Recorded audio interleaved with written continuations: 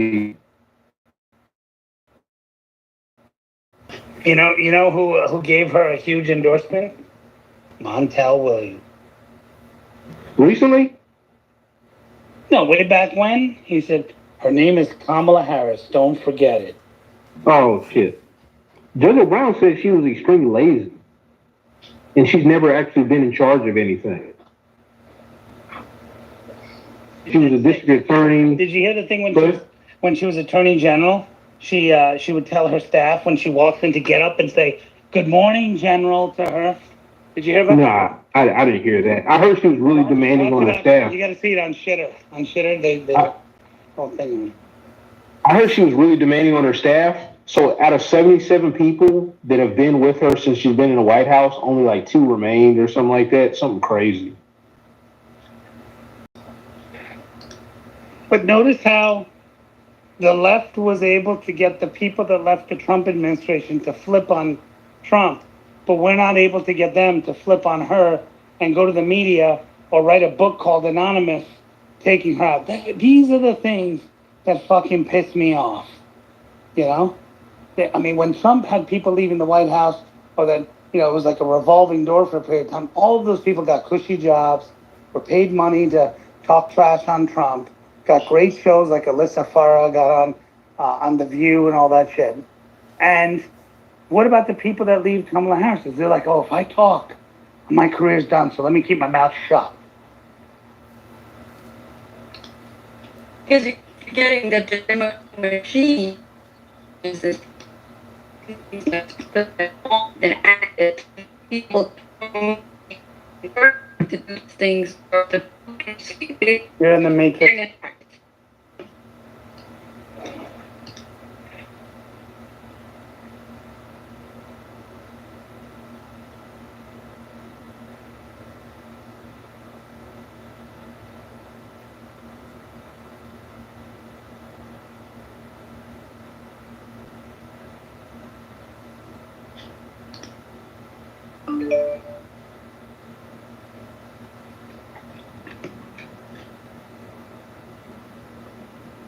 Hey, try again now, Angel. Yeah, it's still bad. Angel, you got to get rid of that Osama phone and get a real phone. What you doing over there, Tim? Polishing the underside of the banister. Sorry to hear that. Shit that no one will ever appreciate. Sorry to hear that.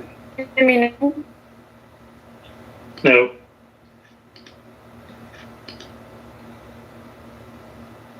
Shit that nobody appreciate. You mean like all the things that make society work? Like bridges, Yeah. tires. Stuff to make my own. It's not 100, but it's so well over 50. I fucking can't remember, or I've never counted it really. There's a lot of websites I manage. There's a lot of passwords and bullshit, and I just kind of I figured a way to kind of theoretically make it simple, but it's very simple to make things complicated. It's very complicated to make things simple. So like I'm doing lots of complicated work now to make shit easy for me in the future. That's right. That's right.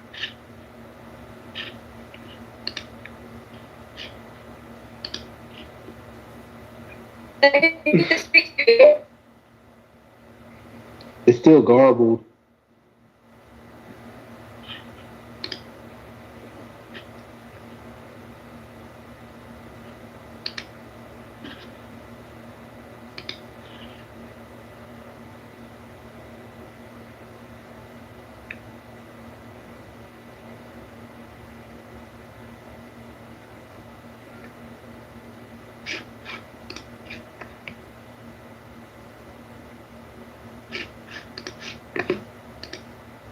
That's right.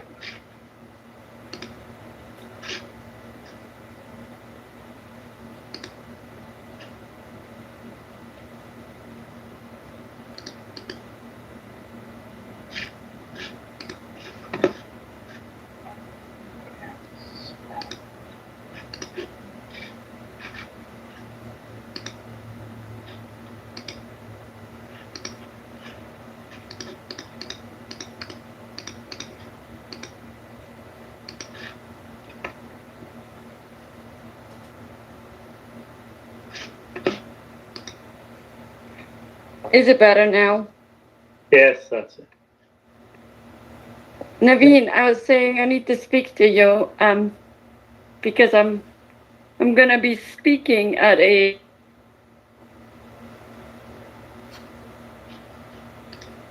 You're gonna be speaking at You a cut off. dumb bitch. You're going to be speaking at a. At a dumb bitch conference.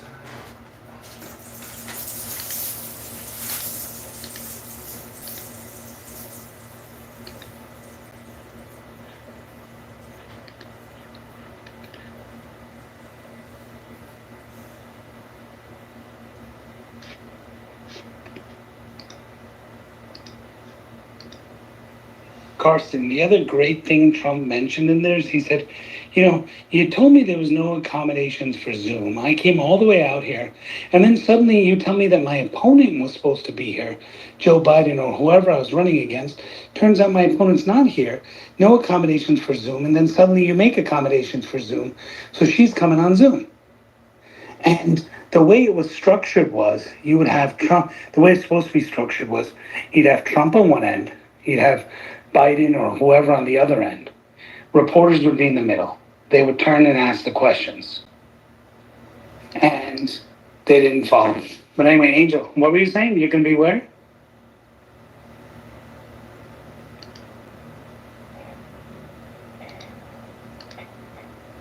Angel? yes. Can you hear me? Yeah. I'm in a shitty place. I don't know if you can hear me if I talk. Yeah, what were you saying? Say it quick. Can you hear me? Yes. Go ahead. Well, not now.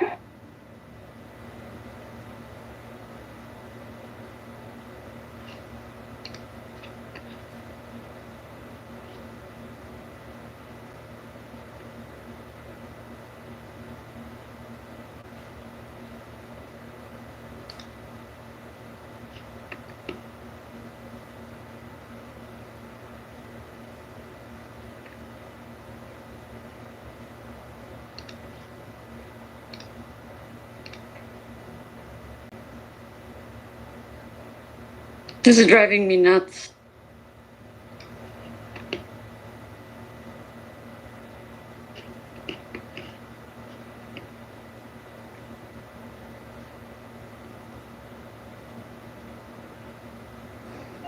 Text me, Angel. Text me.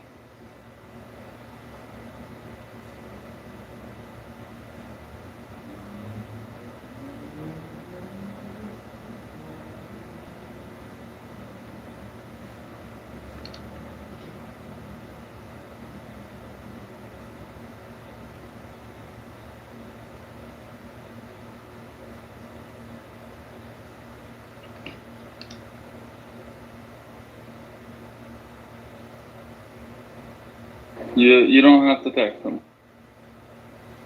She did already. You don't have to call. It's okay, girl.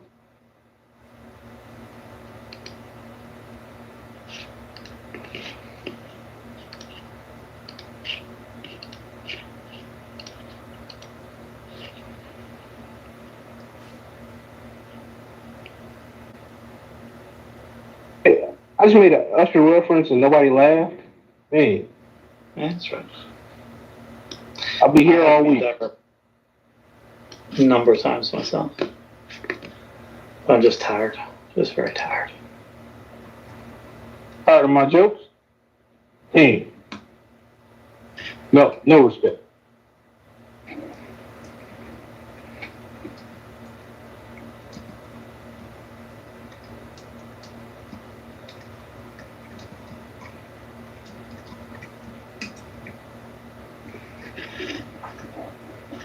So French men's swimmer he just won the gold medal, but he made a record too, Olympic record, and he beat the other Olympic gold medalists. It was kind of amazing. They're saying like amazing race, breaststroke. So it's Olympic record.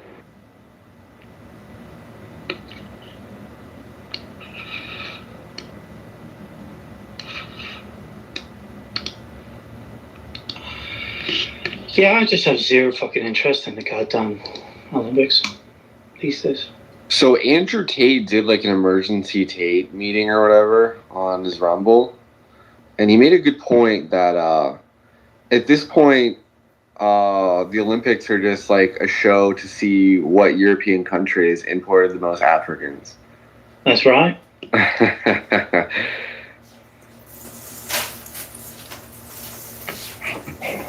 He was like, the Olympics used to be interesting when it was actually like people from their country, but now it's like Africans from Germany like playing against like Africans from France, and it's like, what the? Well, this one's very, he looks like he's blonde, blue-eyed, and I think if you check, he's born in France.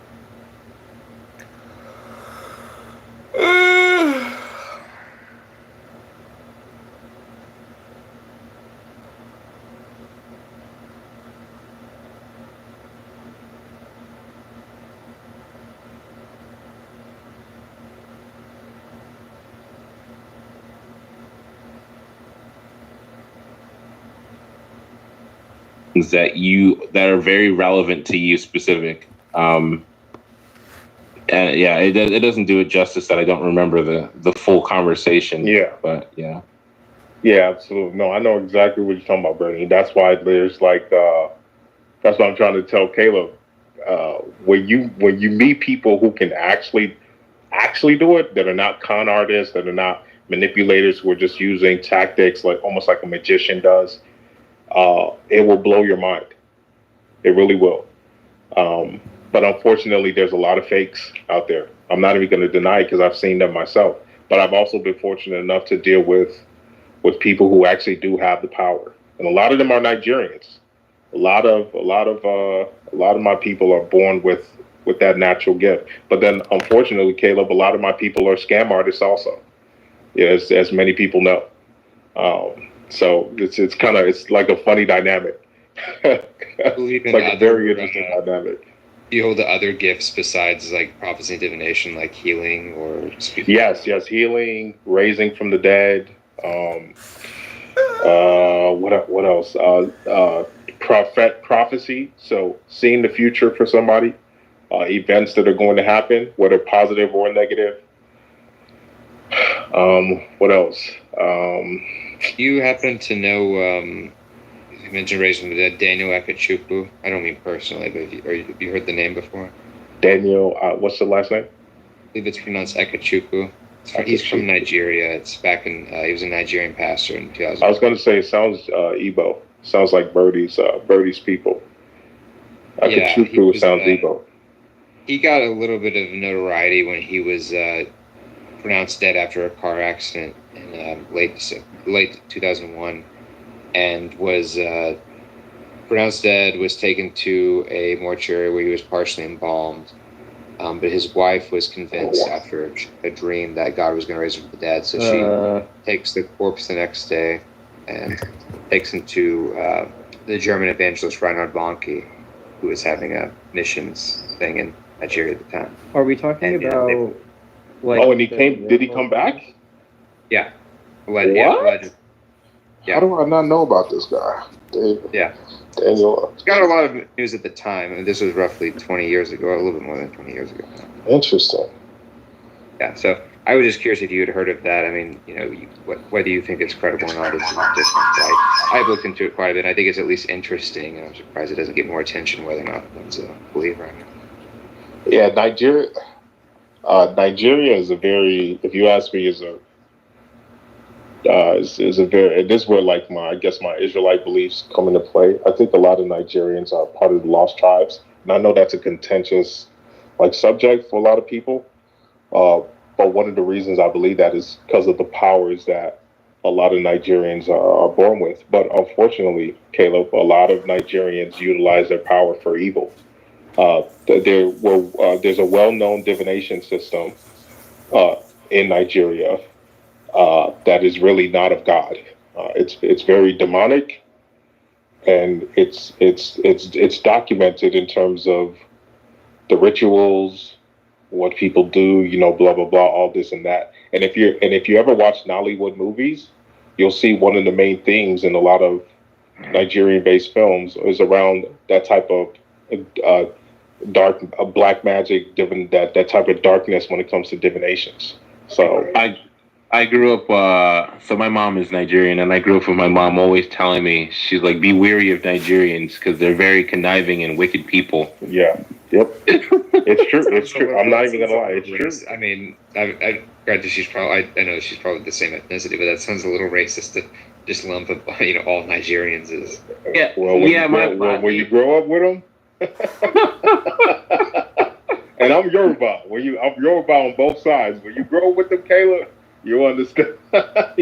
Yeah, so I have a limited exposure to Nigerians. Like, I mean, I have the few friends I've made over the years, and I have the aunts and uncles that I've encountered, and I've never been to Nigeria, right? So I don't have the firsthand exposure, but what I've come to learn is, like, because I used to think, I was like, wow, mom's really racist. But every other person who's Nigerian says the exact same thing. So it's true. It's true. I'm sorry. It's true. Now, I love Nigerians that are American based. Now, us raised here, I get along very well with folks like Birdie and others. Like, love Nigerians that are raised here in America. But native Nigerians, though, over there, some tough people, man. Some really tough people, man. So, it is what it is. I had to watch my father grow up with a lot of those people you talking about, Birdie, conniving, just wicked. I thought it was cool when my 2023, my grandmother was running for president of Nigeria. Oh yeah. Yeah, and then I was excited. I was like, "Yo, mom, that's really cool." And then all she had to say in reply was like, "That wicked woman is only out for power." She's only out for power. Exactly. What's all this Nigerian bashing? I'm not even Nigerian. You said what? We're both Nigerian. I'm Yoruba. Yeah, I'm not Nigerian, and I don't allow this Nigerian bashing. Wait, what's your tribe? I am also black, African, Muslim. So what's your tribe? What's your tribe? My tribe? Yeah. Wow. You don't even know what nation? Don't you want to know? You said you're Nigerian. What's your tribe? I'm not Nigerian, I said. Oh, you said you're not Nigerian? Yeah. Oh, my bad. I said I'm not Nigerian, and I don't allow this Nigerian bashing. Oh, okay. Oh, I see. Oh, you coming here to cave for Nigeria? You coming here to cave for my people? At least we Africans still trust our parents. I mean, of course, I love my parents. I love my parents. I mean, that's actually why I have. Yeah. I agree. Is it for Fury? Is that Firijal? Yeah. Firijal. I mean, some societies have broken down so much. Like even the offspring don't trust their parents, nor the parents trust their offspring, and that's the countries we're in at the moment. Yeah, unfortunately, I'm a product of that. I was raised American, and all I'm trying to do is make. Oh, sorry. So Fury, I was raised here in America by two Nigerian parents, and my father started the business. He started in America was a church based off of that denomination I mentioned. All right, everybody, go ahead and subscribe to this YouTube channel. I'm live streaming another platform into YouTube. I hope you enjoy. The name of this room is called God Talk. All are welcome. But I record these people professionally, and they're the biggest morons you've ever met. So you're not going to learn anything, and it's a total waste of your time. I'm just warning you. But enjoy. And so I have to be honest with you, Fury. It wasn't easy. He dealt with a lot of bullshit from the Nigerian people he employed to build the church, to help, all of this. A lot of conniving, a lot of wicked people. And like I said, we come from a denomination where we practice divination. So I'm pretty sure you can put two and two together in terms of of the type of divination some people chose to do, and like all the backstabbing and crazy shit that went on. So, you know, I have to be honest about my people. We're great in a lot of areas, but we have areas that we're not. So it is what it is. I mean, like Andrew's people, Andrew, respectfully, I mean, the family has broken down so much that, you know, parents don't expect their offspring to look after them when they're old, nor do offspring expect to look after them. I mean, it's just chaos. I mean, I work in the healthcare system, and the amount of lonely pensions that don't even expect or don't hope their offspring help them is just ridiculous. I mean, it's a pandemic, you know, of neglect between offspring and parents. I mean, that is the basics of a household, you know. No, I see what you mean. I mean, look, I love my parent. I love my father.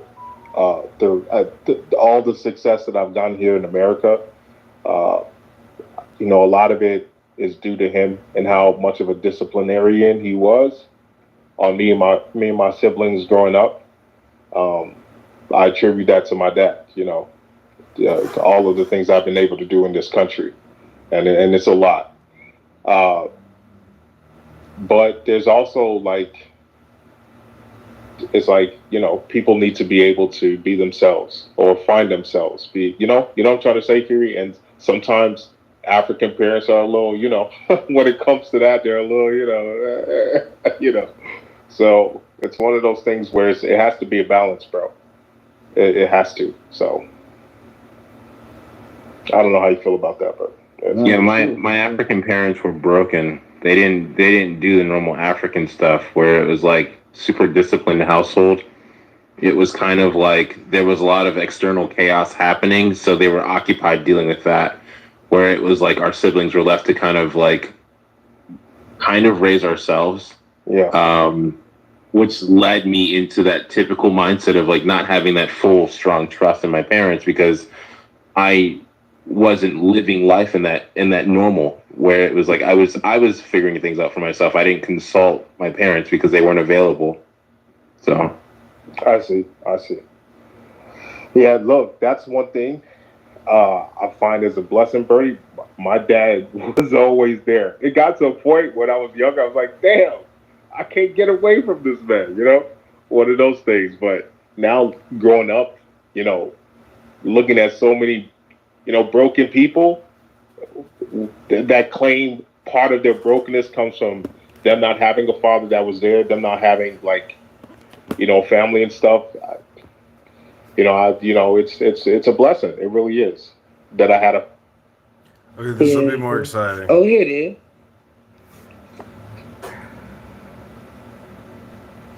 I'm so exhausted. PTR. Have to draw a fatty. Maybe it won't be more exciting. It's like.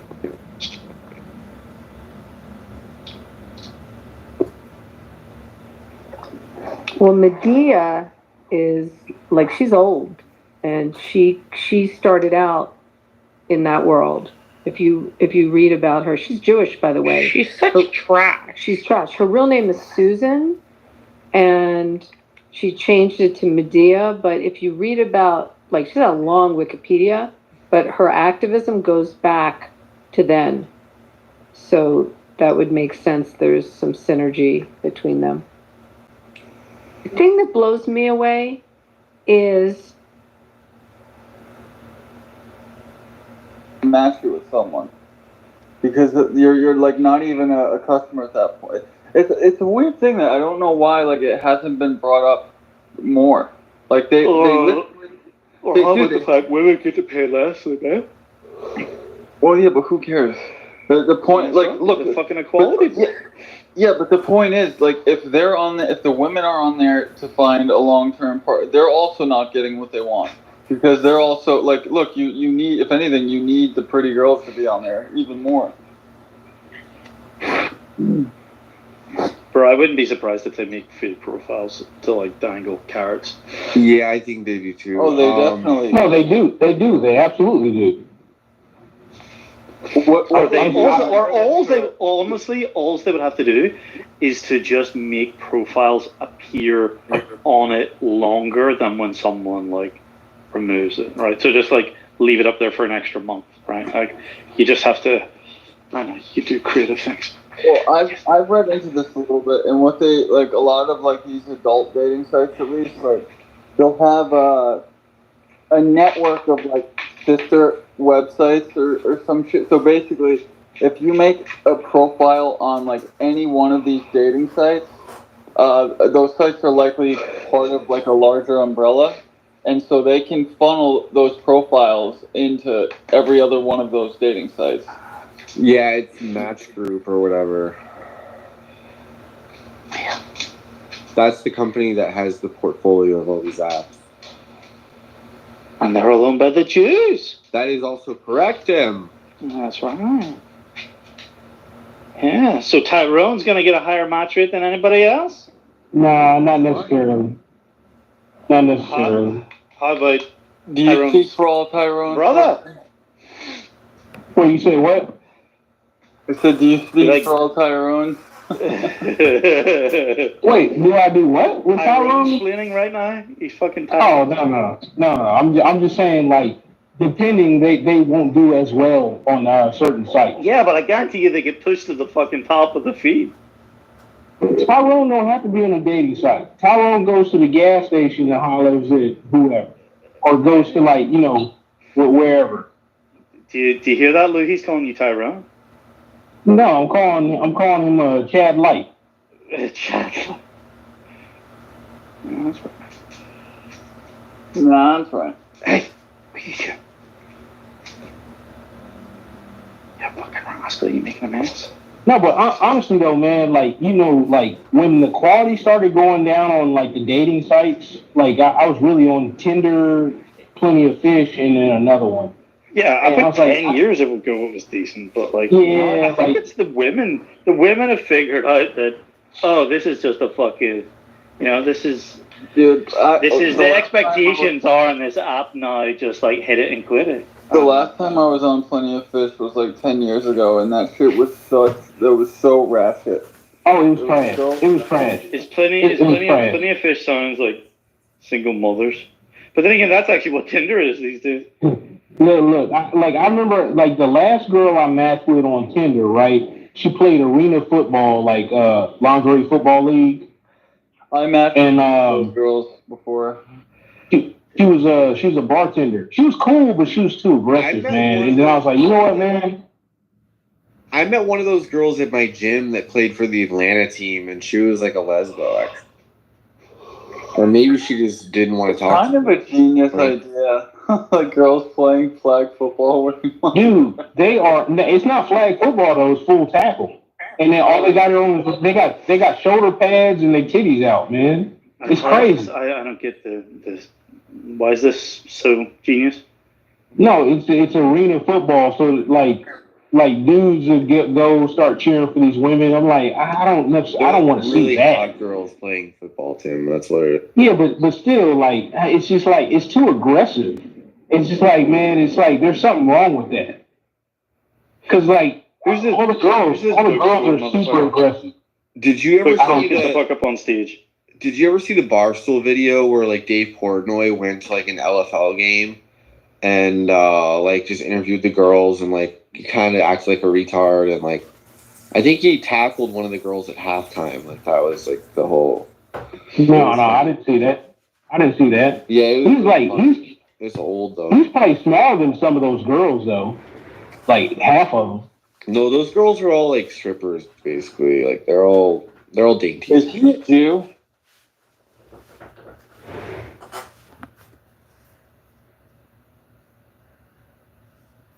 And they banned him from the Olympics, saying that he's like an enticer. And he's like, "What can I do?" Kidding me? Yeah, and he posted the story on Facebook.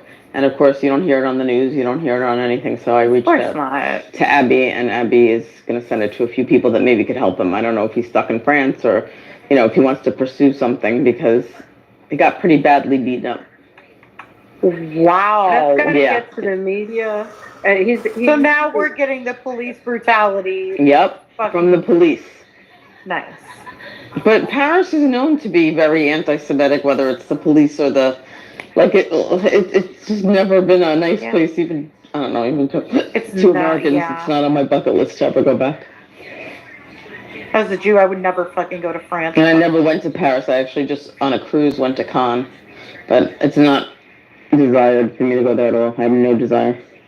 See, I've gone there a lot, and I've gone to the Jewish areas. Yeah. Did you feel safe? In the Marais, it's weird. The last time I was in Paris, I was in the Marais, and I did not feel great in the area. Like, there's a really famous falafel restaurant, like amazing, probably the best falafel in the world is in this falafel restaurant in Paris. I mean, I'm not making it up. I feel like you can read about it. Yeah. And we ate there, and I didn't feel great in that area. I just felt like it was ripe to be, like attacked.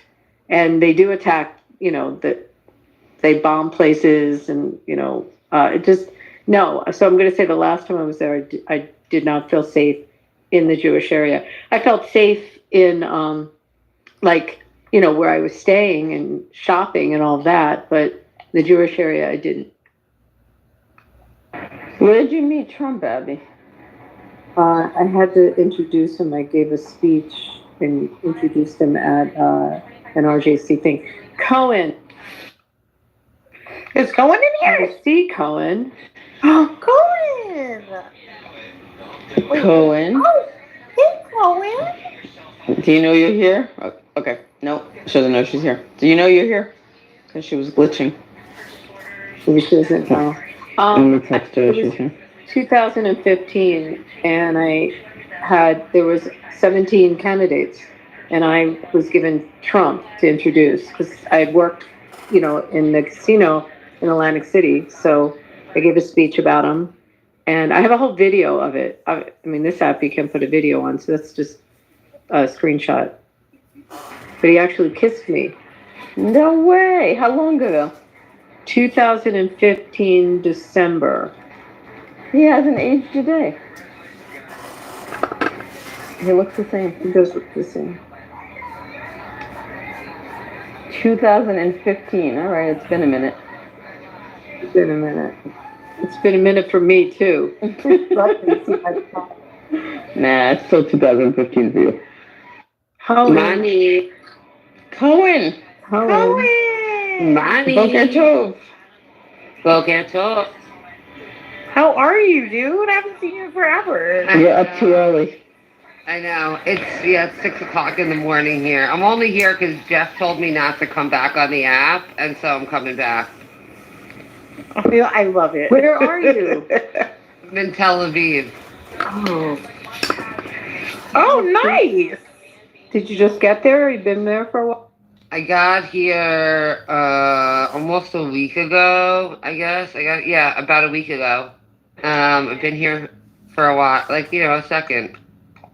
What's the environment like with everyone now? It's tense. People are. I mean, I can tell you, Jerusalem and Tel Aviv have both been very empty. I actually had dinner with Yoam at Edinger 2 nights ago and his wife. It was he's just a smart man. Really smart. I read his stuff. That's Miranda's cousin, right? Yeah, he's unbelievable. I've had a few dinners with him at this point.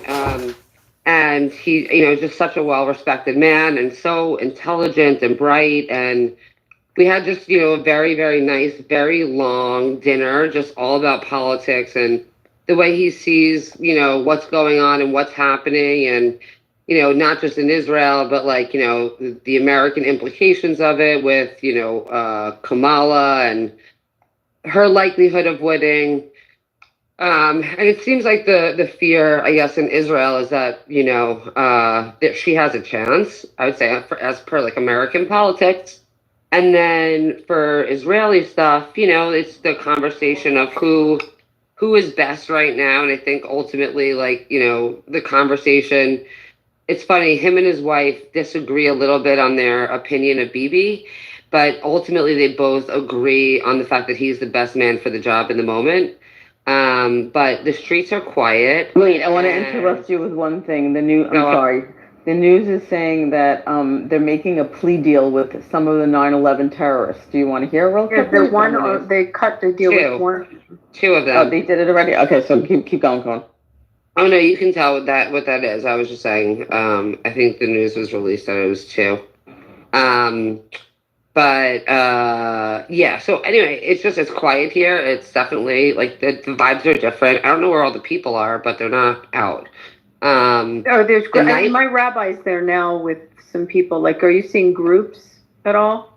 I'm staying in Neb Sedek, and where I'm staying, literally they bring walking tours in front and they sit on my stoop. So like I rented an apartment. So, there's definitely groups of people, but it's very small. And the only people I'm really seeing out, so I've been going to Pilates every single day.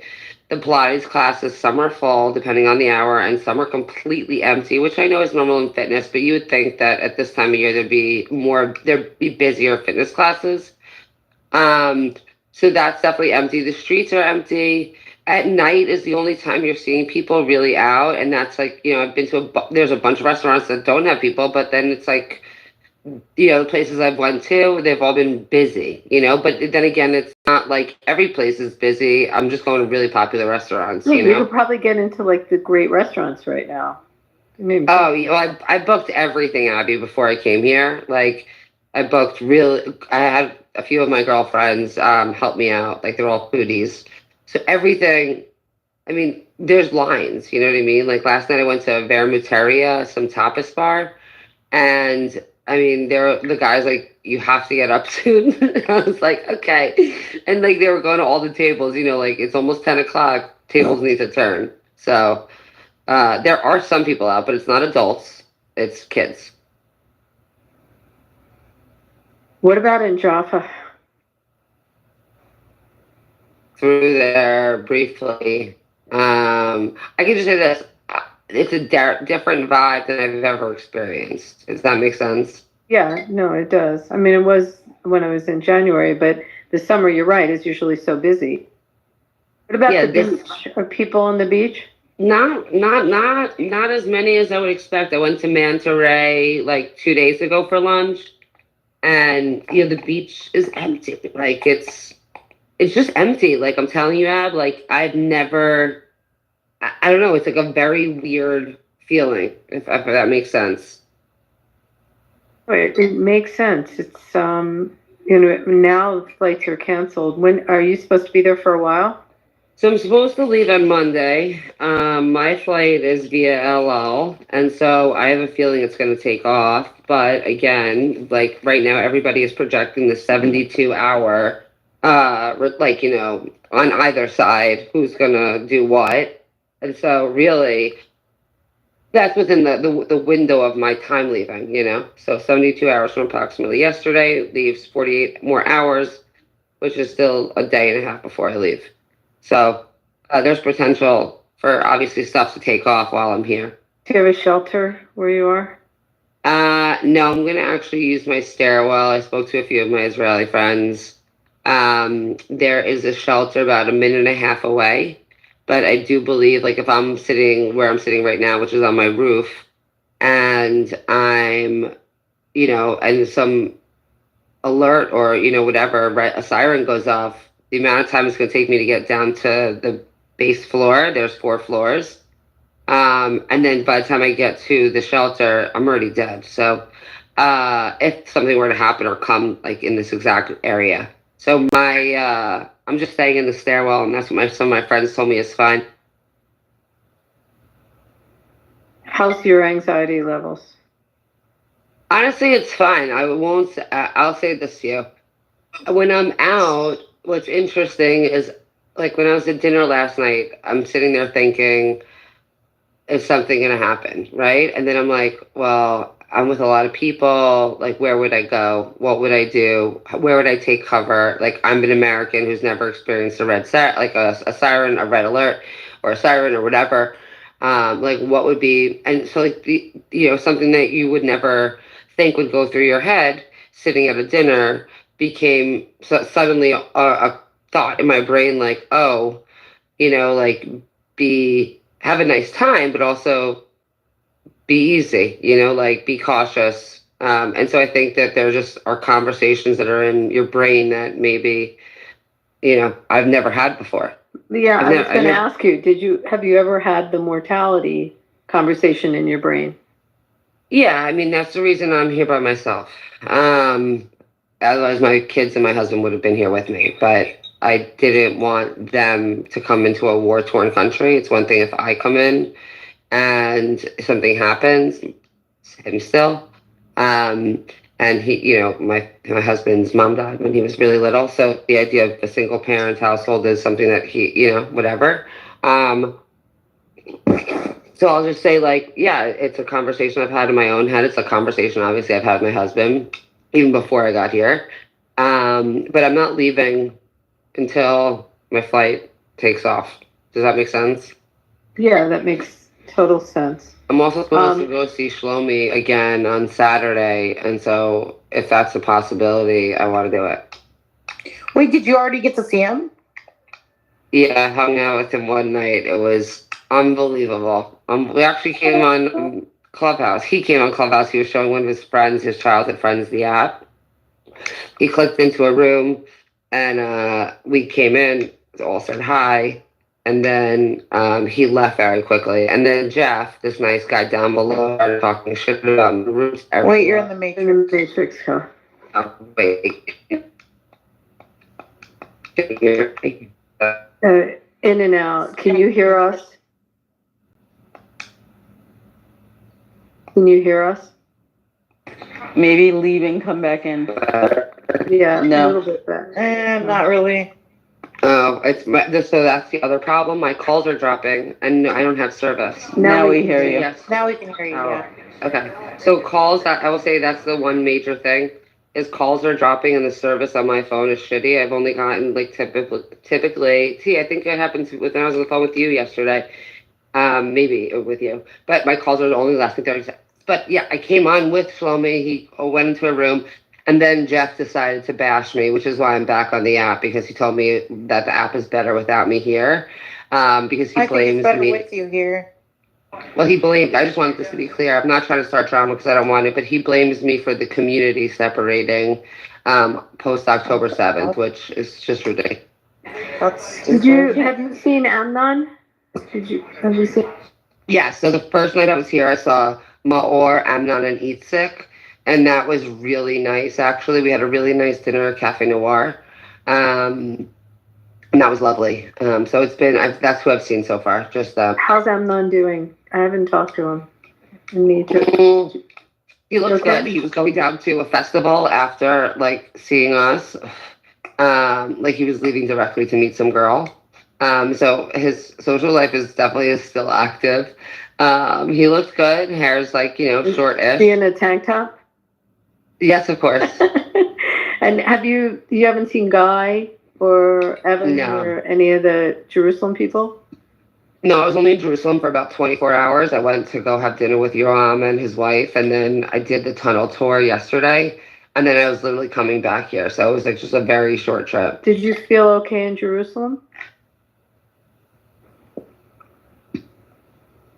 Like, can you hear me, Cohen?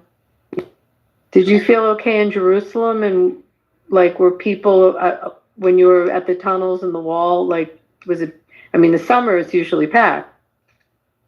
Yeah, it was not packed. Like, for example, when I went to the women's section at the wall, usually it's 6, 7 rows deep, 8 rows deep. Before you can even get to touch the wall, there was only 1 row.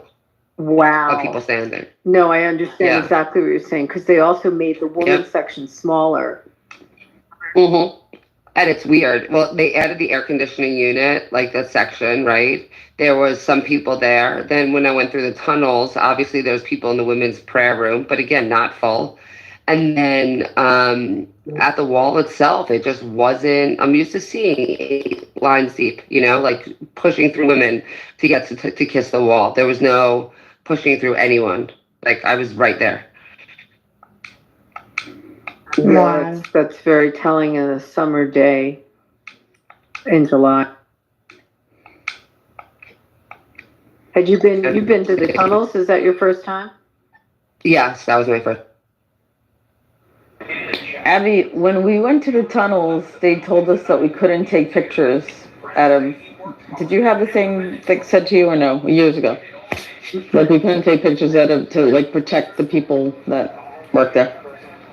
God, I don't remember. Like I'd have to look. I feel like I have pictures from when They must not be working there right now because Cohen didn't have the same messages. Yeah, we were able to take pictures. The guy that was running security for the infrastructure purposes was a Jew. It was very obvious. And there were no people that at any they were all wearing Magen Davids. They all looked like Jews, if that makes any sense. Yeah, not when I was there. I will say the obviously the densest population so far that I've seen of Muslims was in Jerusalem. And to be honest, I had a very off-putting vibe, like just being around it. Well, where was it? I don't know. What part of Israel? What part of Jerusalem? I'm saying like when I was walking into the Jewish quarter and around the Kotel, Yeah. there's just a lot of Muslims. Did you go in Jaffa Gate? Were you like in that part at all? I went in, what's that bit? What's like the entrance coming from Manila? Jaffa Gate.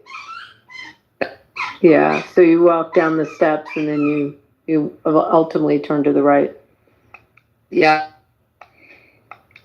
Yeah, that can be, although, Cohen, there is something. I may ask you to get something for me. Well, you're not going to go back and you're not going back to Jerusalem. Like there's a very famous, when you go in that and you go down those steps, on the left hand side is that guy that sells all the t-shirts. Is a kind of a famous t-shirt store that you see when you're coming in Jaffa Gate. Do you know what I'm talking? I think I do. Like he'll have pro Pali shirts next to pro Israel shirts. Yeah. Is that a dog in the background somewhere? It's mine. It's my dog. Oh my God. Sorry. He's got a toy. I'm trying to figure out when. It's so funny. It's like I'm trying to figure out when to cut his testicles off. Sorry. I'm like, oh my God. I was just saying mine was dead asleep laying in front of the fan and jumped up. I'm dead. That's adorable. So, it's pretty wild to be there now. Yeah, no, it's definitely an interesting time, Abby. I mean, you can feel it in the air. You know what I mean? Yeah. I mean, when I was there in January, one of the things that I found interesting, I went into a store to, like at Ben Yehuda and Jaffa Road, like right in Jerusalem where all the shops are, to buy, like I kind of just walked in there and then I thought, I'll buy a mezuzah. I ended up buying 12 mezuzahs from the lady because she had like no business. And I felt bad. And I mean, the Israelis are usually not so, ingratiating to when you're shopping in the store. I mean, this woman could not thank me enough. It was like such a mitzvah to give her business. And then I felt like through that trip, I just, like when I went in stores, I just wanted to drop money to give them business. So I wonder, like in Tel Aviv, it's some of the, the businesses there that are relying on tourists. Yeah, they're not getting tourists, I'll say. But, I've been to, like every shop I've been to, I've spent money. I've only done so much shopping, but, trying to put in wherever I can. Do you like leather? Okay, so if you have time, Kikar Medina, the big area with the best shops. Okay. It's a big circle instead of a square, but like an oval, and all the best shops in Tel Aviv. And that's like where the designer shops are. There's a shop called Mika, Mika. And she's a leather designer. She has some outrageous stuff, but what you'd love is The zippers that she uses are like the Tom Ford, the real thick, wide zippers in her jackets. She has some great stuff, and it's all like great colors and leather. Go in and you can say my name, just say Abby Vegas, and it'll connect. I got to her through Miri Adelson. I mean, it's just great, unusual, fun stuff you won't see anywhere else. She has an Instagram page. I can send it to you, but she's pretty famous, and she was married to a singer, and I can't think of his name, but like like a Bob Dylan of Israel, whatever, like a famous older singer that I think he killed himself. And I'm just blanking on the name, but anyway, very cool designs, all unique to her, and fun stuff you'd probably like. I'm gonna go there. I want to do more major shopping. I haven't really done a lot, truthfully. I've only done like basics, but because I didn't bring enough clothes. I came from Spain from a wedding, and I packed for the wedding more than I packed for Israel. Yeah, I'll definitely go there because going to the Nova site, and I've an You're breaking up. I'm sending you her Instagram page. It's Mika Barshan. Can you put it in the chat? Yeah. I'm gonna go there after the note. It's really unusual, but fun stuff. She has purses too, but you'll love the zipper. Actually, you know who I went in there with from Clubhouse? I don't know how many trips back. Iris. Forget who else I was with that day from Clubhouse, but I know she was there. I love this stuff. I'm looking at her Instagram. This is really cool. Oh, you can bargain also. She'll negotiate.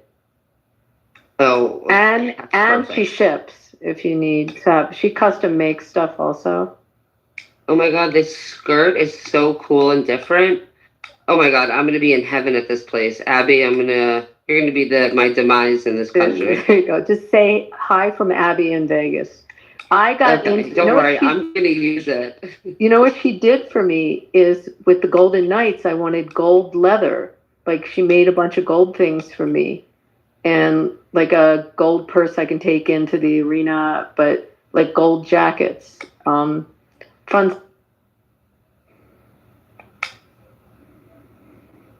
You'll feel good like leaving money in that economy. Yeah, I'm down to help in any way possible. To be quite honest, I'm telling you, it's really interesting here, Abby. Like I'm not even kidding. I've never thought I'd see this country like so dead. You know what I mean? Like so, not dead, but empty.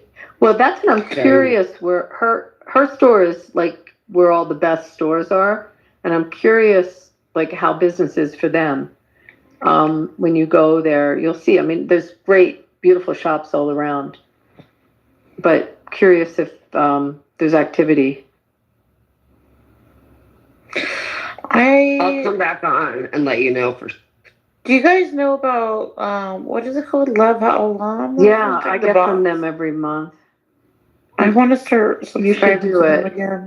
I used to, but then I stopped being able to afford it, so I had to quit. You just get a shit ton of spice, and I mean, it's funny. I have bags and bags of like the food, and then all the.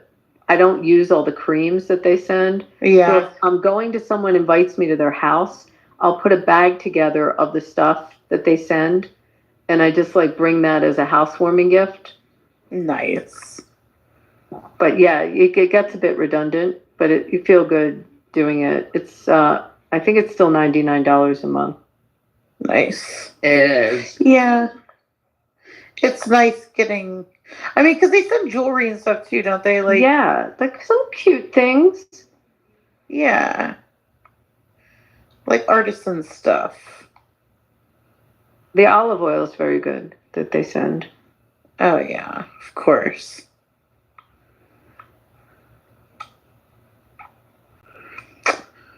Colin, where you're staying, isn't that also like where they do the graffiti tour? There's a lot of interesting graffiti. Yeah, it's really cool actually. So so on one of my Instagrams, I no longer post anything about my life. Like it's just all October 7th.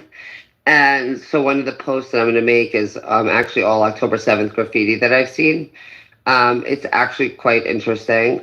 And there's just like the feeling, like actually right where I'm staying, there's this bridge, and underneath the bridge, it's like a footbridge. Underneath the footbridge is the green walkway, and it's crazy. So there's all this graffiti around it, and then there's three pictures of. Here, let me see if I can pull it up. There's three pictures that are like hanging off the bridge, and they're actually the pictures of the cattle cars with us in them, or people in them, and it's like here. Look at this. It's a very interesting like viewpoint, so to say. Here, I PTR'd it, and this is like on the one of the walkways with all that graffiti, and it's like bring them home now, and like with all different ways of describing bring them home now, to the art, to like the different artists, and then there's this picture, and it's like going along an area that you would think have that type of situation, and so it's like very, it's almost like just a very poignant moment. It's pretty impactful.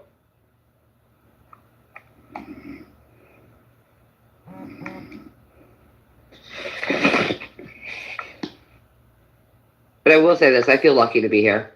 Like, even though there's a war, even though there's a good chance that I get stuck here for a few days, and the whatever, we already know the United Delta have already, stopped flights till the 6th, or sorry, till the 9th. But I feel lucky to be here. Hope I don't eat those words. You're supposed to fly back direct or through Europe? No, direct. I almost feel that's safer. I was going to actually fly to London and do like a few days in London. And then I thought El Al flights going into London have had their own, fun experiences recently. And it's probably just better to fly straight home. Yeah, I saw that. Didn't they, like, someone that was working security turned out to be problematic in London? Yeah, all I know is that they stopped a full plane of Israelis all flight, and truthfully, I don't want to be stuck because I'm on an El Al flight for just no reason, if you know what I mean. Just because I'm a Jew.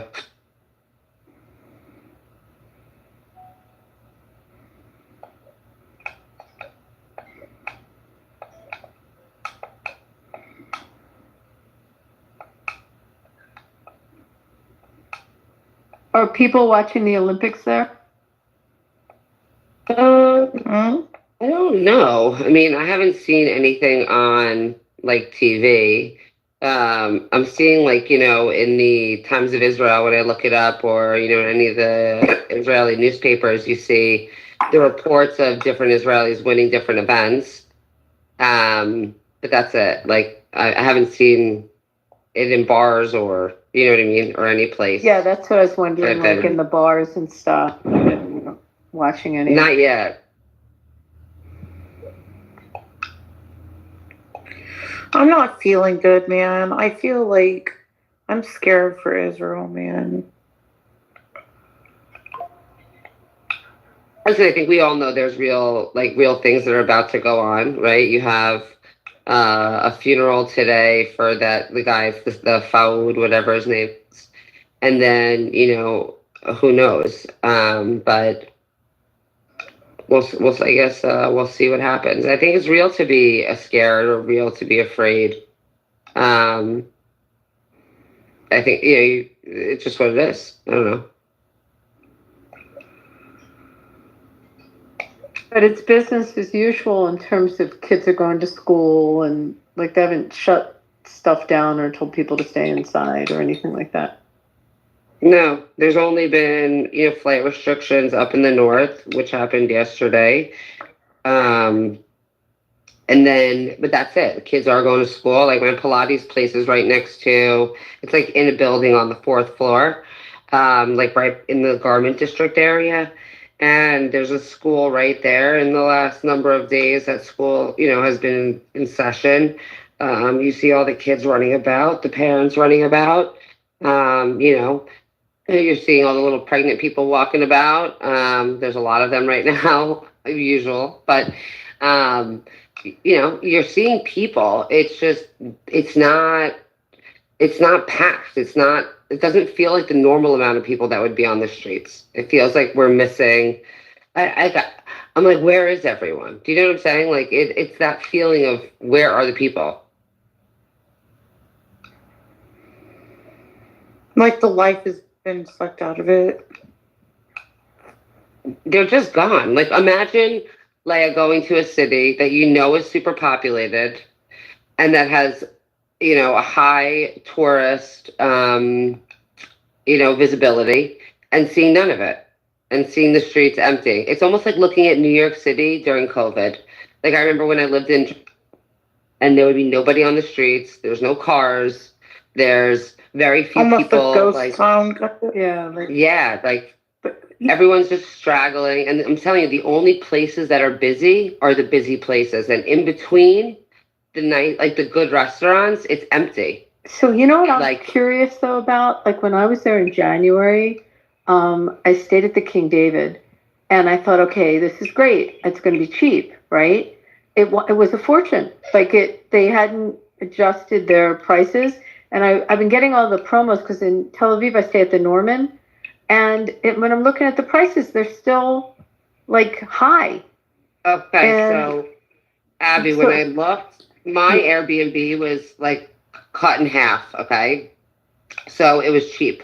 But I did go on last night to look to see, in the event that my flight gets canceled, what are the prices of Airbnbs if I can't stay in this one or whatever. And I'll tell you, all of a sudden, there are Airbnbs that were put on that I've never seen before. They're all available, and the prices are high. And I was actually quite surprised that, like, even the same place I'm staying is back up to its original price. And let's be honest, nobody's fucking coming here. So, like, I don't even know. It's kind of crazy to me. But when I did book my room, my whatever it's called, my Airbnb is literally like peanuts, and it should be hundreds of dollars more a night. It's interesting. I'm going to look online now what the Norman is, because like this time of year, it's thousands for like a nice room there. The King David, I could tell you, in Jerusalem. I also rented an Airbnb in Jerusalem. I stayed like literally, I could spit on Mamilla. That's how close the entrance was to me. But I will tell you that prices were still exorbitant in Jerusalem. I did look into the King David to stay there again, and I was like, you know what? Part of my journey, like here in this time, is kind of to see what it would be like to live here, like not stay in a hotel, and which is why I didn't stay. But the prices were still high, very high when I looked.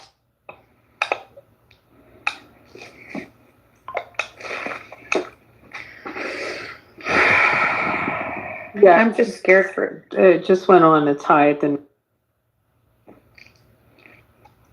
Yeah, it seems like this week prices are back up. And again, like the Airbnb I'm staying in right now is, a few $100s more a night starting the night I leave. And then I was looking at other places, and there's some, like I would say the only slashing I'm seeing is like at a rate of $200 total for 5 days, which is nothing.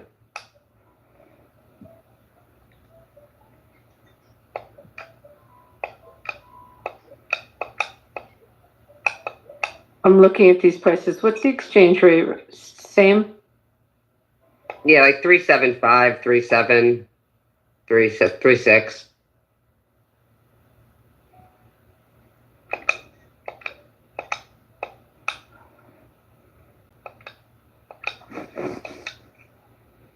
Going, where are those two photos, before and after?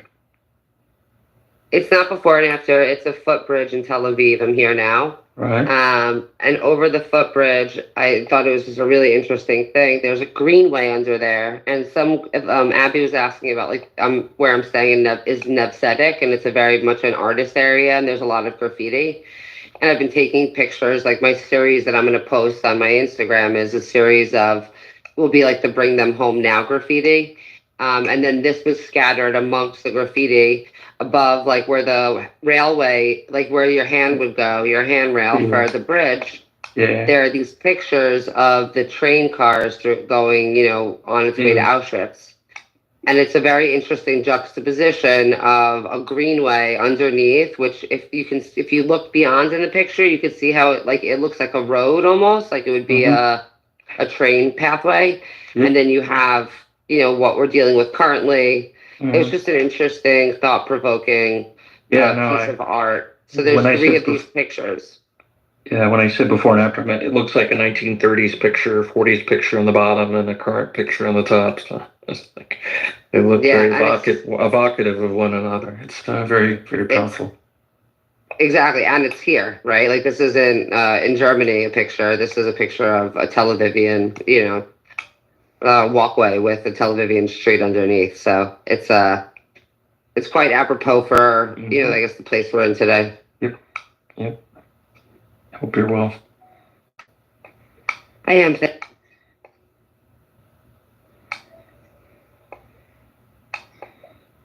Thank you.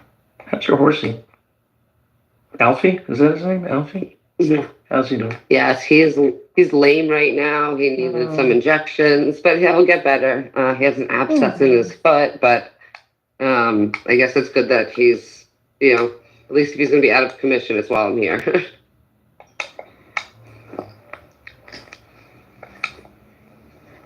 I'm so jealous. Like I'm living vicariously from everything you're saying.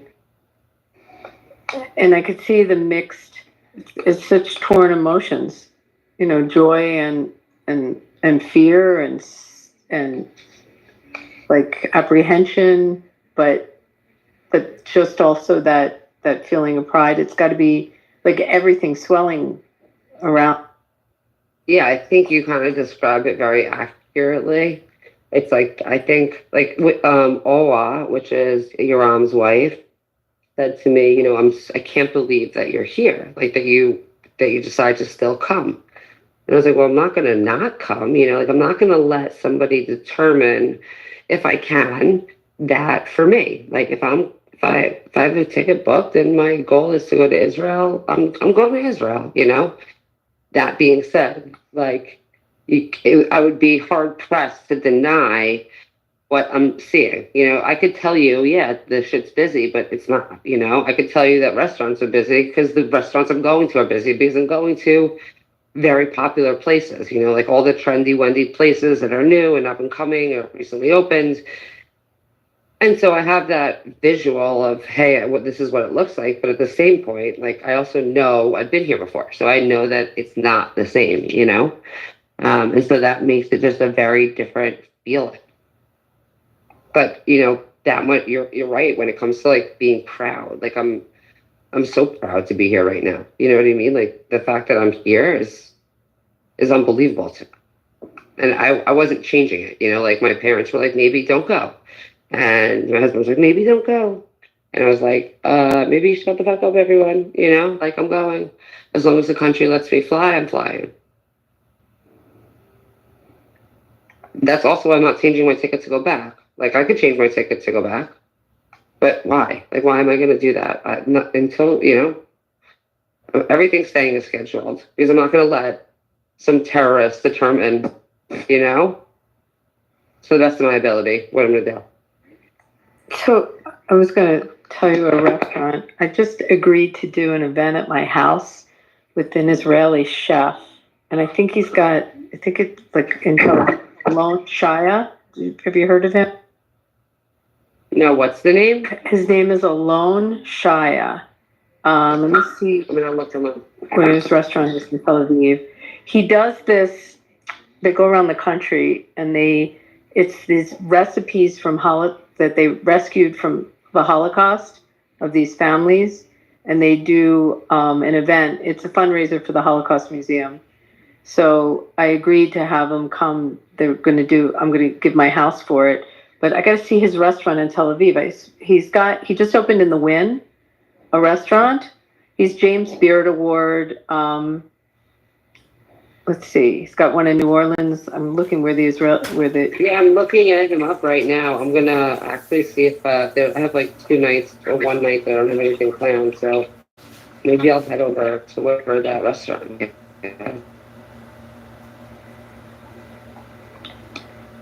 And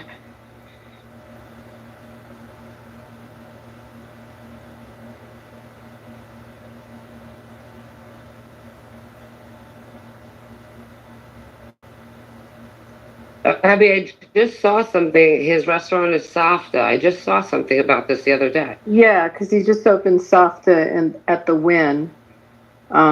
It's like you're supposed to feel like you're in your grandmother's kitchen eating in this, or the one in the Wynn, like in the 60s. The plates, everything looks like an old Bubby's apartment. It's kind of strange, but food's very good. You know where I'm going today? Probably to. Yeah, have you heard of Elite?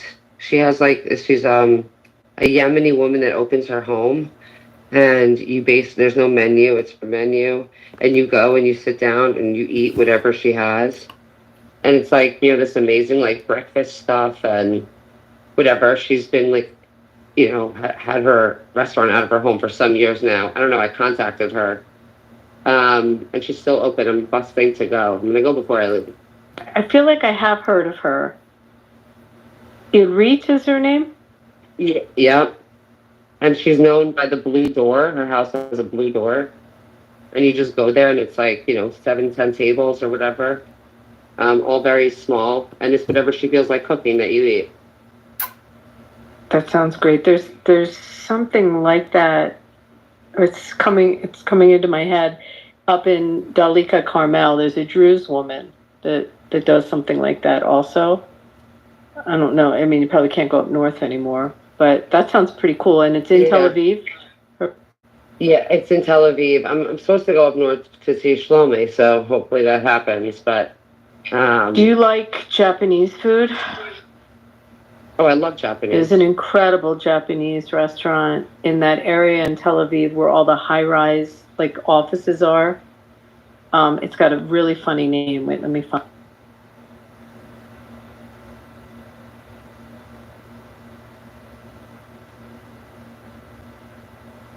I will say I like the new feature on here that like kind of pops up. I guess only in a smaller room. In a contentious room, it could be annoying, but how it like pops up at the bottom and says, like what somebody just wrote. That's a good feature.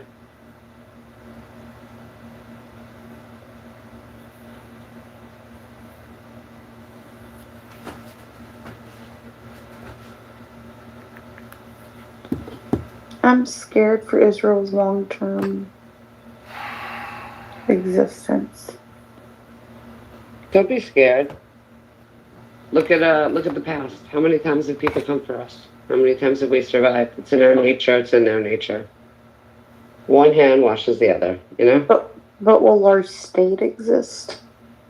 Still, Yeah, I don't know why you would think that our state's not going to exist. Look at what's happened in the past. Like we've managed to survive. At the end of the day, I think all the push comes to shove. It might not be in the beginning or when we want it per se, but I do think that at the end of the day, the interest of Israel is the interest of a lot of countries, and other countries will, if shit really goes down, I think eventually stand up with us, for us, to move the needle in the direction of life, not in the direction of, terrorism. Hey, Colin. I'm glad you're doing okay. It's Nessia. Oh my God, I was like, Paula? No, I changed my name to follow Abdul on here. It's Nessia. I'm like falling asleep, so I wasn't gonna come up. I was just enjoying your conversation, but Leia, I could send you. I have like an Instagram that I made of like old pictures of my mom that I have that I still don't know what to do with, even though it's like been 3 years soon. But it's like I called it Mother's Memoir or whatever, because it's like all these pictures of like Israel in the 60s and in the 70s. And it's changed so much since then that, like, I don't know, I look at those pictures and it gives me hope. And I'm gonna share it in the room chat, but I'm gonna delete it after. But here, you could look at it. I think I'm following it. Thank you. It just breaks my fucking heart. Like, Israel's been, I mean, like, I'm not to diminish, and it is scary, but Israel's been through worse. What scares me the most is like Jews losing faith in our state, you know? Yeah, but that was, we grew up in like a really special time where like we didn't experience this, but like throughout history, like this has been the norm of like, I know. Like even in Egypt, like how many, like what did they say, like 70% of Jews like didn't leave Egypt, like, you know what I mean, like this is part of our peoplehood, like is that there will be those who won't get it, who don't stick by loving your fellow Jew, and it's sad, and it doesn't but it doesn't mean that we're going anywhere as a people. I know that. I don't want us to give up on each other and become so assimilated that we just fade out of existence, you know? Fade out of existence? Like, I think bitch, you depressed? like, I don't know. I feel like it might even be more depressing. But we won't, like, You know? the ones who do keep, like, you know, like, maybe, I've told you this before, and like it's really helped me, like the past few years, like I've changed a lot, like my life has completely changed. I'm like fully immersed in Jewish community, like I do like Torah learning, and like I'm like whatever, I'm like always going to rallies now, and like all my friends now are like, my life is completely different, right, from like when I first got on this app 3 years ago. And I feel so much happier, and like I'm not as worried, and like it gives me strength, and like I think I can't control like anything else other than what I can do in my day to day to make me feel connected, to make me feel like at least like I'm living a path like that aligns with my values and like what I want the future to look like. And that's all you can do. You could just focus on what you can do to make yourself feel better and more. Yeah. I like, it's hard to mentally deal with all the time and to all the time think about it. So, you know, like it takes such a toll on my mental health that I'm like, honestly, like I really fucking need to feel like some kind of sense of normalcy a little bit. Yeah, but we're all here, you know? We're kind of all and then here it makes for me each other. feel guilty because I sometimes check out and like don't think about it and don't do anything to like, you know. Yeah, but we're all here. Like we've all kind of gone through how many years now with each other? In and out of all these emotions. Yeah. I mean, like that's like a really cool thing that's happened. So, and these emotions are real that everyone's having. But and here we are, like kind of strangers to each other, but we're not anymore. So you have to feel okay about that, and it's okay to cry or get it out. I mean, we've all kind of been going through this now, and from all different places in life. But feel good that you're not alone feeling it. I don't know if I'm saying this right. I'm probably not. No, you are. You are. Like I gotta tell you that Nessa and I met in Florida, and then when I was in Philly, right after October 7th, we saw each other, and we ended up at a basketball game with an Israeli flag. And the two of us, like, we don't know each other other than how we met, but we both needed to do this thing that we did of holding this flag up at a basketball game and trying to show our pride. And It's like we were leaning on each other. We lean on each other. And Nessa, do you remember that feeling we had that day at the Sixers game?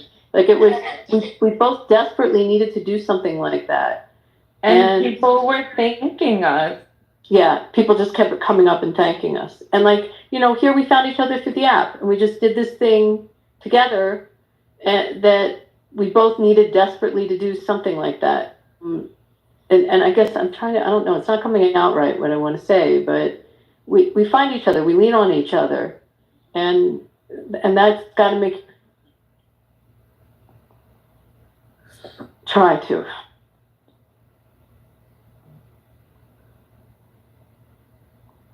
Yeah, you're not alone, Leia. I love you guys. I love you too. So Cohen, I'm going to go lighter now. What we're talking about, Cohen, the restaurant is amazing. Okay, I'm gonna rebook into Like it if I can get it. it's unusual. I'm not a Japanese food person, but its presentation's like art when they bring it out. And I went with the group, so we ordered a lot of stuff. But it's and it's normally really hard to get in there, but it may not be now. Yeah, I'm gonna check it out. You feel better, Leah? A little bit. I'm beating myself up inside because I just feel like I'm not doing enough. I told you about the RJC and that we have like scholarships for people up to like their early 30s, and we bring them in. If you were to go to something that's a lot of Jews gathering and feeling the same thing you're feeling, you'd feel better. Like you'd know that there's numbers and there's people that feel the same way. The IAC has their big conference in September. I mean, surround yourself maybe with people that are like-minded and are feeling these emotions. You won't feel alone. I know, I don't know. I hate where I live. I hate going anywhere in this area. Like, I hate the politics so much. And the people are so awful here that I don't want to go anywhere. And I get anxiety about socializing around here. Like, I don't know. I feel so fucking out of place. I hate it so much. But you gotta look for your own. They're there. I mean, like I know, in then, that world, like, in that part of the state, there's huge groups that you can, go look on the calendar, the community calendar on things that they're doing there. Like, I want to start going to shul more, but it's like the closest synagogue to me is a fucking Reform one, and I refuse to go to a Reform. Where's Chabad? Where's the closest Chabad? Maybe I should start going to Chabad. Yo, Chabad saved, okay, I don't want to sound preachy and whatever, but the Chabad a Clubhouse member actually put me in touch with the rabbi at the Chabad I go to Tuesday Women's Group. I go to Kabbalat Shabbat on Friday nights. Sometimes I'll go for Kiddush on Saturdays. I'm always at this Chabad. It's become my second home, and I really, really, really can't tell you enough how warm and accepting it is you'll meet people who feel like you, because I've met so many after October, because I started going after October 7th. That was my I was a mess.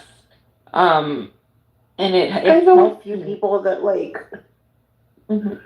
I know a few people out here because they do some activism, but it's not even about activism. It's just they get it. You walk in and they just get it. The first thing, I met this girl who became a friend of mine, and I came right after October 7th and to a Shabbat dinner there, a Shabbat services, and then this girl asked me, she was like, "How are you doing?" And I didn't know what to say, and she was like, "It's okay to not be okay," and we just hugged. it's like she knew, like, because we all felt we're feeling the same thing. Like,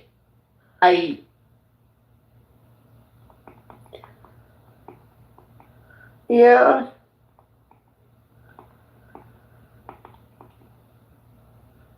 I actually this one. You're in the matrix.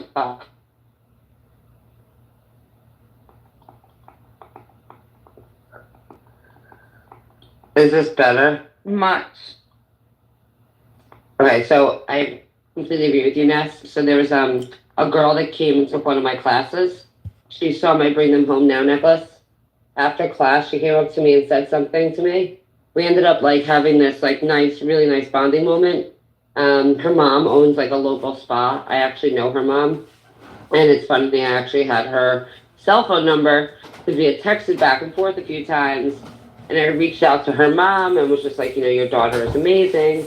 Like, you know, you've raised, you know, basically like such an amazing woman, a young woman with Jewish pride and whatever. And I ended up having, she ended up giving me a free like lymphatic drainage massage. But more so, her daughter and I have become friends. She's, you know, a college kid.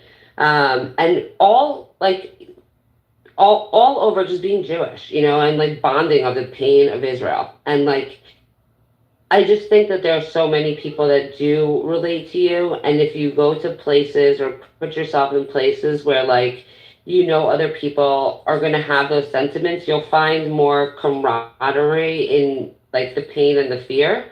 And I think it will end up coming out as support, and you'll feel you feeling better about, you know, like the community around you, the community far away, all of it, you know? I don't know, maybe for some.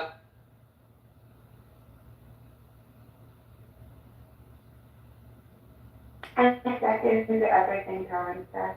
I'll stand by for it. I can't.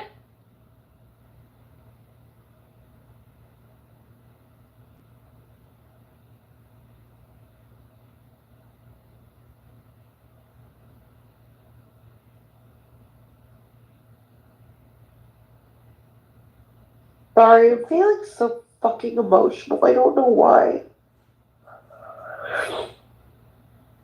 It's okay to do it. Look, I think what Cohen is saying, like people just come up to you, especially if you're wearing a dog tag. Like random people will come up to you. When after October 7th, I was at a hockey game and I had a Hatzalah jacket on, and this woman, an Israeli woman, before the game saw me and just came up and just started squeezing me and hugging me and crying.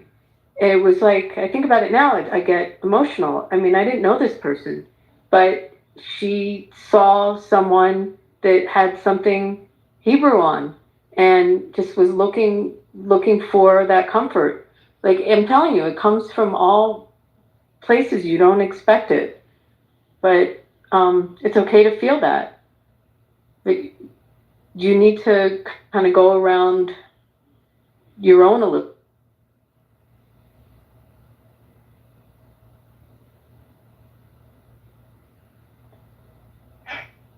Do you want to speak to my Rebbitzin? Like just for like a phone call, like for any questions you have about Chabad? No, I've been to Chabad before. A few times. I'm so bad at going regularly because I don't know. But like that's like there's no expectation. It's not like it's not like anybody judges you. It's like your personal, whatever you feel comfortable with, however way you want to connect. Like there's no pressure. I shouldn't be as anxious as I am about it, but it's like I don't know anybody that goes regularly. And so you meet people and you make friends. Like I made a lot of friends just by going like as often. I didn't start off going as often as I do now. It started like I went for Kabbalat Shabbat and Shabbat dinner once after October 7th, and it just felt so good that I just, you know, kept on going whenever I could to Shabbat, and then And then the Rebbitzin, after she saw me coming regularly, she asked me to join the women's study group. And then now I go once a week to the women's study group, and I made really good friends just after a few months of that. Like, it doesn't happen right away, but like, it's just like gradually and then like suddenly. And it feels really nice because like um I think we put a lot of expectations in our head of like maybe we like judge ourselves, right? Like we see Orthodox people or whatever, and we think that like we need to be like them, or that they're judging us, but like really they're not. Like especially Chabad, like they're so spiritual and so accepting in a lot of ways. Like nobody's judging you, and nobody's like expecting you to know anything or expecting you to do anything, and like it's not like reform or conservative where like you have to pay a membership, or you know they expect you to like shell out all this money or any. It's not about that. It's really just about like being with your Jewish community, loving your fellow Jew, and like learning some Torah if you want to. And that's totally up to you. Like I've never experienced like judgment, or no one's been pushy, no one's like, I never felt like anyone's forced. Like I've really just had love and community, and basically every Chabad I've been to, but especially this. I'm very lucky.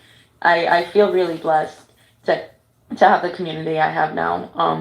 And I was very isolated, Leah. Like I was going through a horrifying divorce. Like my ex-husband's family was incredibly anti-Semitic, sending me like death threats, and he was like mentally ill, and like my mom had just died, like, and I was like isolated and alone. Like I went through some really big, like really tough shit, and like I just whatever, and now I'm in a much better place, thank God. And like I have Jewish community, and I started a new life, and I've like it's never too late, and I really like Chabad really doesn't judge. That's all like whatever, just do it anyway, because we're really strong and we're courageous and we could do hard things. The approach is probably the best for people who want to have the beginning to be introduced and be a part of the Jewish community. Chabad is the best when it comes to it. They're not their approach to Judaism is not like judgmental. It's not Musa. Don't give you fire and brimstone like some of the traditional Jews do, or some of the Sephardim do. Chabad is like they're very kind, very welcoming. They encourage you to learn more and to be involved. It's what you want. So Chabad is definitely it's good. Sometimes you can do Chabad and not like if the shul part isn't like your bag. Just I just went to like a latke making thing. There's so many events. Every city, every Chabad is events. Just going that way. If like maybe the way the whole shul is set up is like not what you're used to. So just like go to their young leadership or whatever they call it events. I mean they have fun ones, and that's a really nice way to enter into it for you. They have like wine tasting, cheese things, like that, little things. Everyone wants to know. So it was much easier for me to go to the Chabad and have the connection I do now, because a couple of people told the rabbi and the Rebbitzin and introduced me. So like they knew where I was coming from, and it actually helped me in forming the connection that I have now. So if you want me to help you with that, I could ask my Rebbitzin to look for a close. No, Leah, seriously, you should take this opportunity. Like seriously, Chabad is so connected. the rabbis, Rebbitzins, they can really help. Yeah, please let me help you. Like I was told. Get you in. She can help you get involved in the community. At least a little. You trust me. I mean, even everybody can be a little scared, can be a little anxiety in there, but just go try, give it a shot, and you'll make friends and have connections, and you'll have more of a reason to be involved. You just need to start step by step. It's not easy at first, but you'll get a hang of it, and you'll adapt, and He'll probably start going. it's better to start and get at least a little bit involved than not at all. So it'll be good. Yeah. It'll be good for you. There's nothing, no bad will come from it whatsoever. So That's true. good. You need blessings. So no worries. That's true. All. But they say that like the bigger that the Yitzhak are, that means also that like the more like the opportunity there is for like goodness too. So it's also Yeah. Yeah, I'll probably start going. I don't know. It's kind of scary because the one that's close to me was just like attacked recently.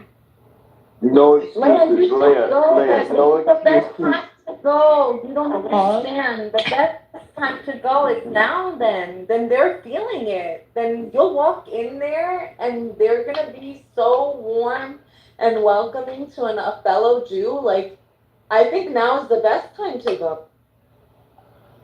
I did go to it like a couple of times, but they didn't like really come up to me and introduce themselves or anything. And I'm very shy when first meeting people sometimes.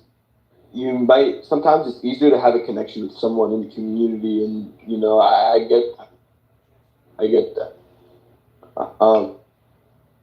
But there's to go. Yeah. And you will eventually build a connection with a bond right there, and you'll have a more. Don't leave someone on the app.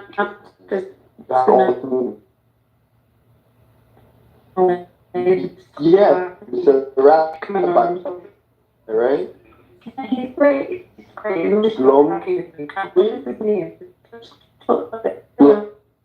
If you don't want to like have someone introduce you, I'd recommend, and you wanna like feel like more, I don't know, like welcomed, I'd 100%. suggest That's good advice right emailing them and there. asking Rebbitzin to call you, and just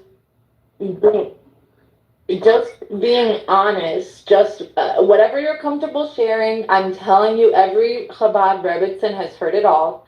Like Yeah, that's a good. Listen to Paula. If you write the Rebbitzin a letter or email, she will be at your assistance and she'll help introduce you to get you involved. Yeah. That's actually a perfect I idea. really think it's and I really think it's gonna help you. It's gonna help you feel connected. It's gonna ease your anxiety. It's gonna I really whatever I can do to like help you like go. Can you hold me accountable to go? I don't know. Yeah, I mean, you want me to write the email for you? I'll do it right now. I'll text it to you. Just I don't know. I don't know exactly where you live, but I don't know the spot closest to you, but if you already know the spot, you can email, I'll write the email for you. We'll talk later. Do it. I'll text you about it.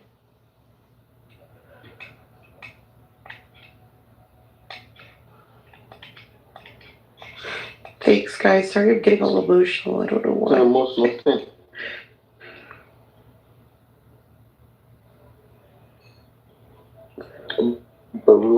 Anyways, how are you all? Today is my Hebrew birthday now. 26 September. Oh my God. And happy birthday. Thank you. Blessing. Happy birthday. I can't. Give me like I will give you a bracha. I'll give you a bracha. I will. I'll give you a bracha.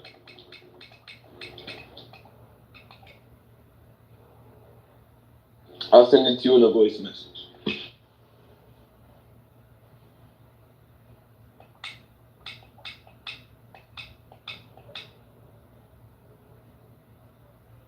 Yes.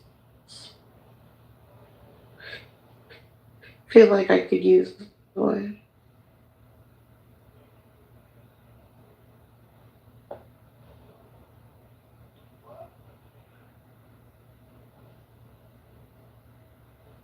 They say that when it's your Hebrew birthday, like it's very powerful. Like I'm listening to you. Yeah. So you have like lots of things. You're connected on your Hebrew. Make it to a minion tomorrow.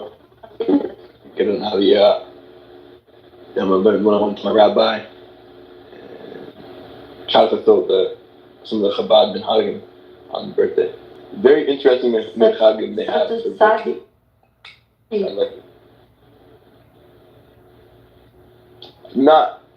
I'm not at that level yet, but Bezrat Hashem, hopefully I'll get there. It's a very high level. It's Sadiq.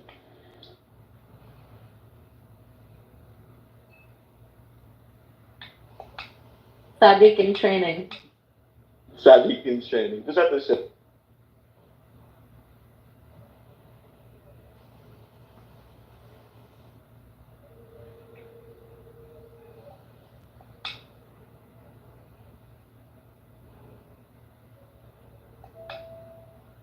I love y'all. I'm so glad I met you guys. Too. Leah, I remember when I first see you on Clubhouse. It was before you encountered any of the Jewish rooms, and I think you came to Shah's room.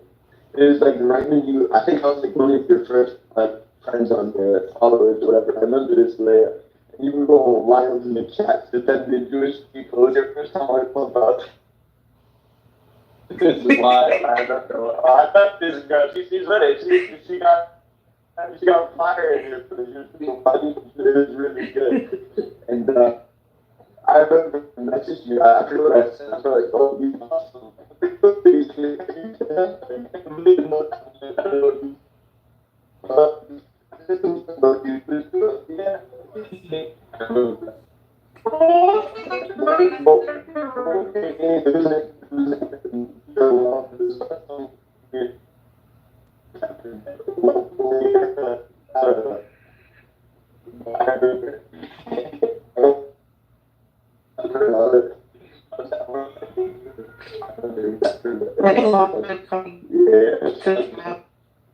Or that too. How old is it? Wow.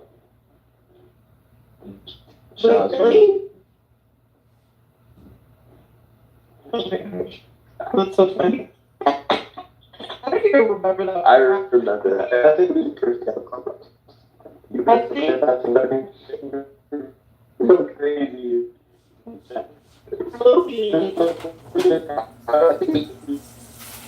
Should any of I think Lucy was invited to that.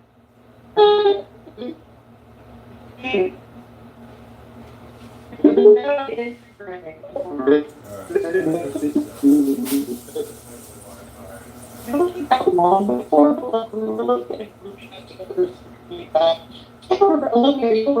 I learned about Clubhouse from this